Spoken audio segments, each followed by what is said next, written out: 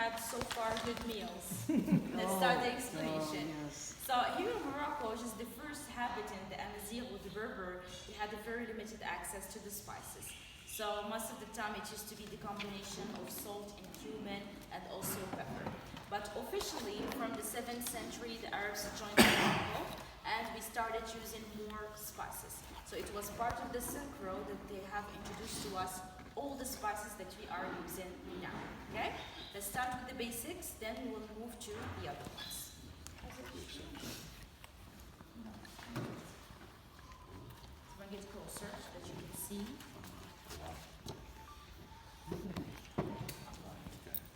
Thank you. So if I ask you to guess, what do you think this is? Ginger. No. No, that's Turmeric, exactly. Turmeric, yeah. So these are the dried roots of turmeric, and then here is the powder. So concerning the turmeric, it's a spice that until nowadays we're still importing it, so either from India or Asia. We always use it as dry, and a lot of people, they think, what do we use the turmeric for? Actually, this is the secret behind the yellow color of our preparations. So a lot of people, they think it's curries, different thing, but actually it's only the turmeric. And the turmeric is one of the basics here in Morocco and always as a powder. The second one is this one. What do you think this is? Ginger. Ginger, exactly. These are the dried roots of ginger, and then here's the powder. So for the ginger, for centuries and centuries, we used to import it from Asia, dry it in the sun, then use it as a powder. Nowadays, we are growing our own ginger. But the problem with the fresh ginger, it becomes too dominant on the other spices. This is why we prefer using it always as a powder and never ever as the fresh. Moroccan kitchen, never fresh, always as a powder. And also, this is the second basic one. We have also this one. What do you think? Pepper. This is white peppercorns, and then here is the powder. So here in Morocco, we grow and use both the white and the black pepper. But either we use the combination of white and black, or we only use the white one. Why?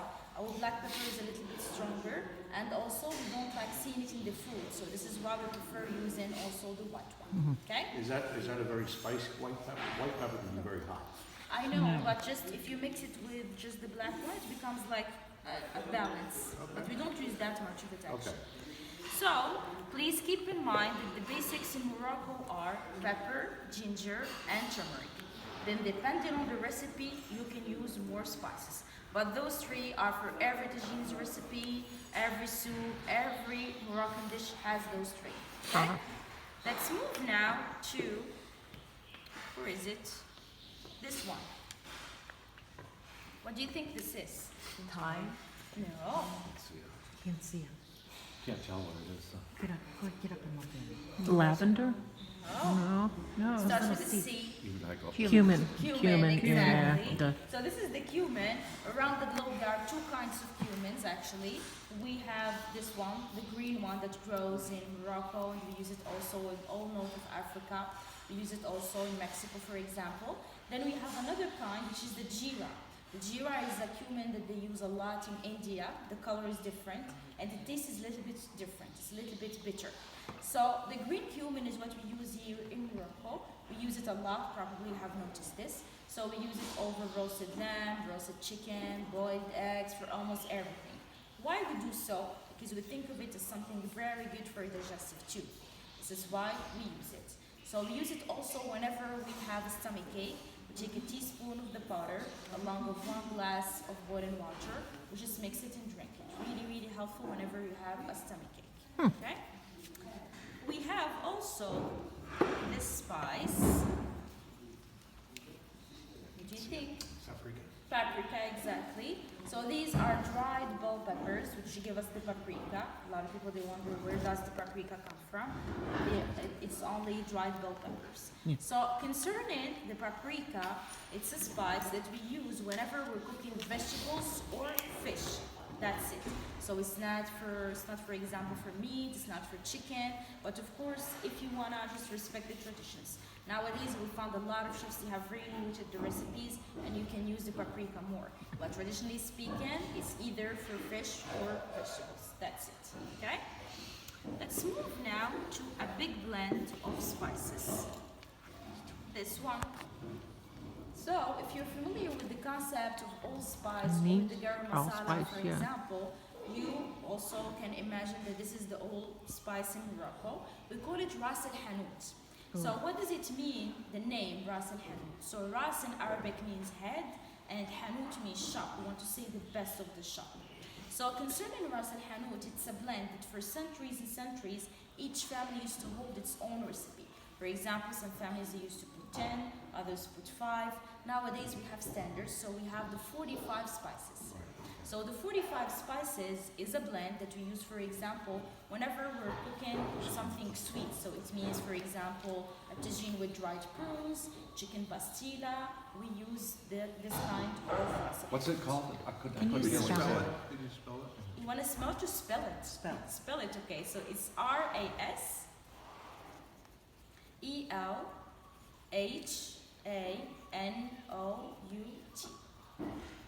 Okay. Ras al It was hanout. against me? 45 spices. R-A-S, Oh, that's right. 45 spice. O-H-A-S-O-U-T. O-H-A-S-O-U-T. Can you spell it again? Can you I'm do it sorry. one more time? Okay, so it's RASELHANOUT.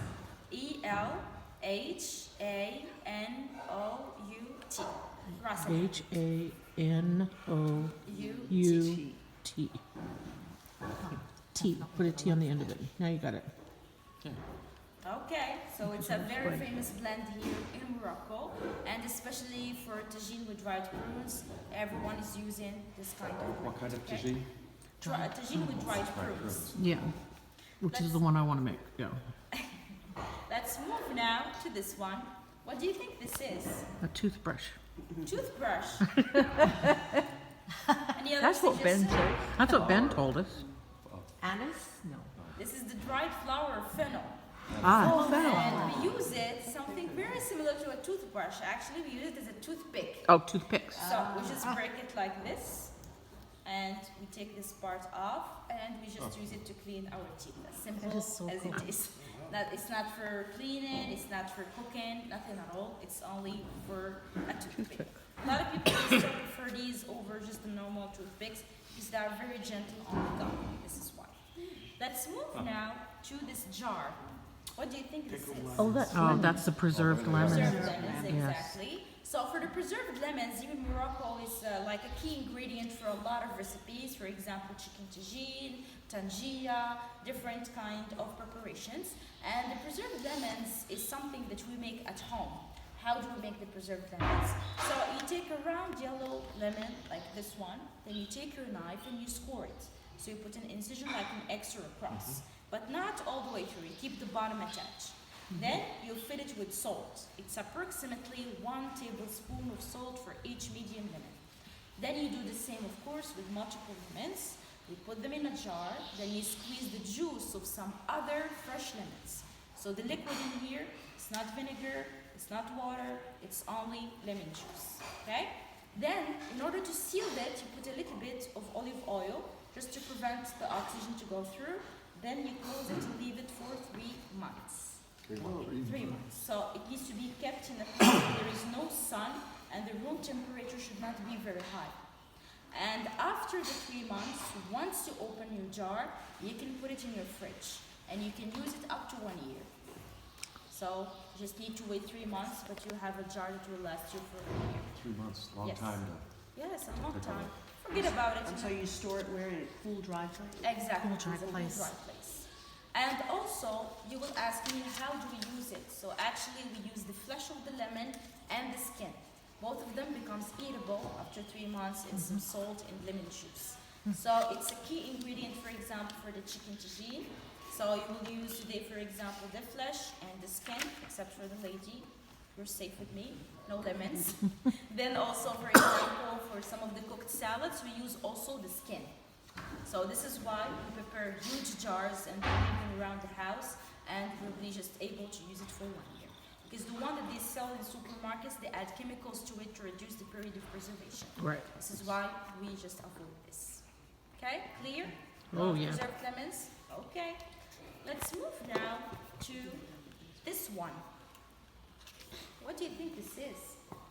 Chili pepper. Chili peppers, exactly. And here in Morocco, we have this specific kind that we call harissa. Yeah. How did we end up with the name of harissa? It is just a kind of chili that we are importing from Tunisians, and the Tunisians, they call it harissa. So concerning the harissa, or everything spicy here in Morocco, it's something very optional. So it's not part of the recipes. It's not like Thai or Indian food that they put directly to chili, but for us it's something very optional. This is why you will find Moroccans using the harissa paste. It's a paste that we buy, put it in the table. If you like it, you add it to your salt, to your food. If you don't like it, you just skip it. But it's not part of the recipes, okay? Probably I've noticed also that we don't use that much of salt. So for us, we prefer like, if you like salt, you can add it by the end of the preparation, but you'll never take it back if you put too much salt.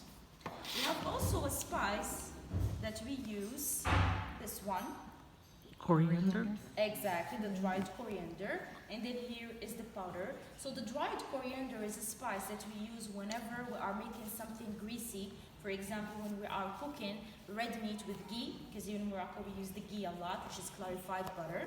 So when we are mixing it with the red meat, we use with it the dried coriander, just to make us digest faster, so especially with red meat. We have also this one. Bay What do you leaf. think? Bay leaves. Oh, yeah. So as you know, around the globe, the bay leaves are really famous. They are used for a lot of things. But here in Morocco, it's used only for fish, nothing more, only for fish. Of course, traditionally speaking, but nowadays you find people just using it more and more. But if you want to respect the traditions, it's only for fish. We have also, where is it? This one. Cinnamon, obviously. Yeah. So for the cinnamon, here in Morocco we prefer using the flat bark of cinnamon. Let me show it to you. It comes from the same tree as the rolled one. It's called the cassia tree.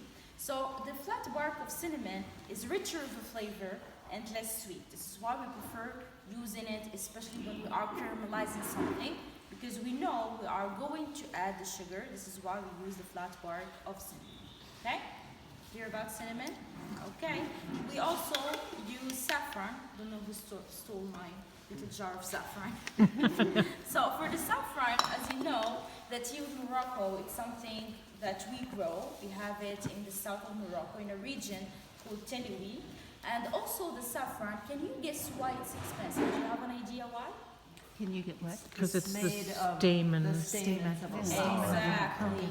It's the stems of the flower. And each flower holds maximum 2 of Right. those stems. So in order to have 1 kilo of saffron, for example, you would need approximately 120,000 flowers only for 1 kilo of saffron.